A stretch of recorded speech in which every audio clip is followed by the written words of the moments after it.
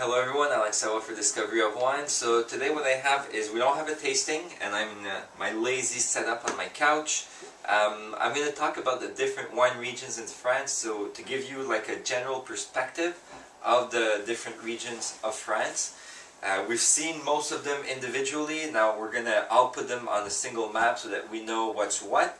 And so my purpose with this is that for the next 2 weeks or so, I'm going to each day taste a wine from a different region of France, and because summer's coming, it's going to be mostly white wines. So I'm going to do white wine from every region in France, or try to, and so that will give you sort of the flavor profile you can find in those wines, or I'll try to find wines that are representative of those regions. So that should be interesting. It should give you a global view of what's going on in for white wines in France. So if we start with in the northwest with the Loire Valley, Loire Valley is grossly underappreciated in my opinion. Makes some of the better white wines. If you like that, those fresh white wines, if you like Austrian white wines, if you like Chablis, you would definitely, in my opinion, like Loire Valley whites. So basically for the red wines in the Loire Valley, you have mostly Cabernet Franc. For white wines, there's sort of 3 different regions.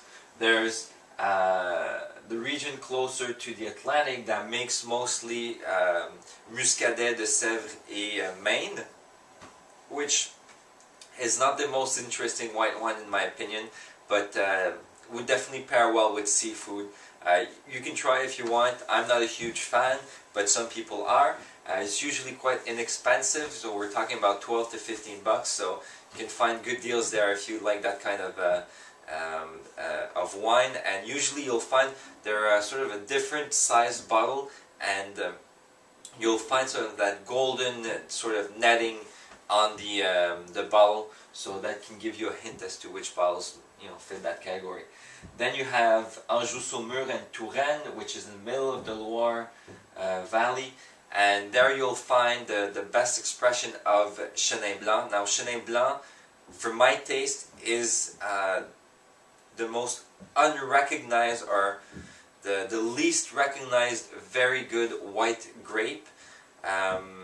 It's a varietal that's extremely versatile, because over there they make bubbly, sparkling wine, they make dessert wine with it, they make dry white wine, they make semi-dry white wines, they make slightly sweet, a whole variety. There's like 5 degrees of sweetness that they have to their white wine there. So I think that contributes to the fact that a lot of people are sort of scared to go and look into it, because if you're buying a Chenin Blanc, you don't know if it's going to be very dry or slightly sweet or quite sweet.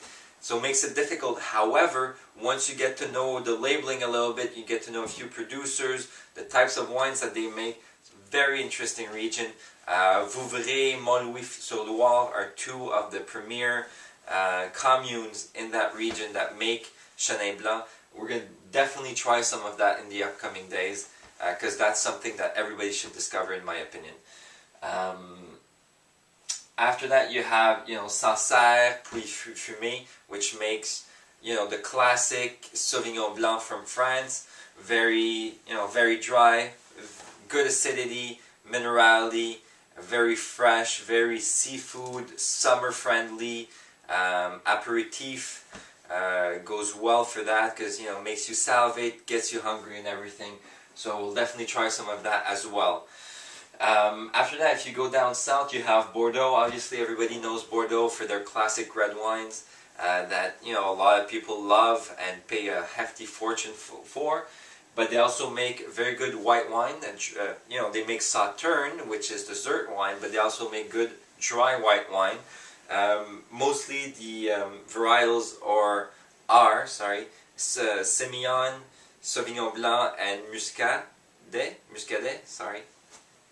And so there's some stuff to experiment there, and we will try some of that in the upcoming days as well. Right next to Bordeaux, which is delimited by the department of Bordeaux, right here you have Southwest, which is sort of a groupment of different communes that all make wines that are completely different from one another. And this makes it very difficult to market this region in France, because you'll have, let's say, Madeira, which makes red wine basically mostly Tannat. And then you'll have Cahors, using mostly Malbec.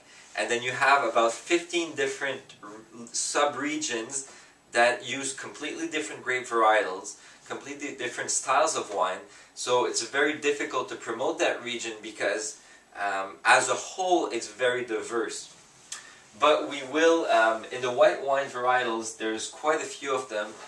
Gros Manseng and Petit Manseng basically are two of the most well-known ones. We'll try to find a wine that fits the description to see what it looks like.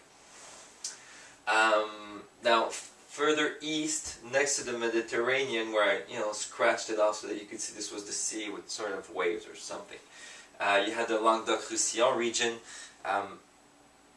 For their white wines, the same as their red wines, they use mostly the same varietals as the Southern Rhone, if you're familiar with that. So for white wines, what that means is Marsanne, Roussanne, Grenache Blanc, Bourboulin, things like that. And wines to discover. I'm not too familiar with their white wines, but I will find some in the upcoming days, and we'll have a taste of it. Now, Nîmes is basically the city that delimits the Rhône province and Languedoc-Roussillon. And so to the east of Nîmes you have Provence. So the region of Provence as a whole is bigger than this, but the wine region of Provence is delimited to this, going all the way to Italy. And Provence does not make much white wine, makes a ton of rosé, probably the premier rosé region in the world. And so when we hit Provence, we're going to definitely go for a rosé instead of a white wine. Fits the bill of what I want to do with more summery wines.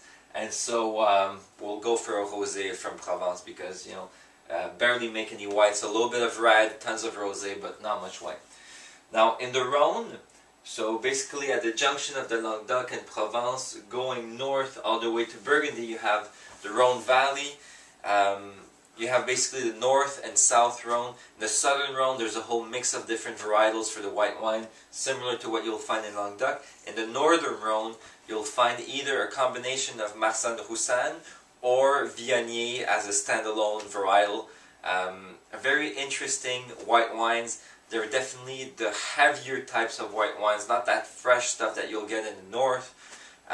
Complex and very aromatic, very plentiful types of wine.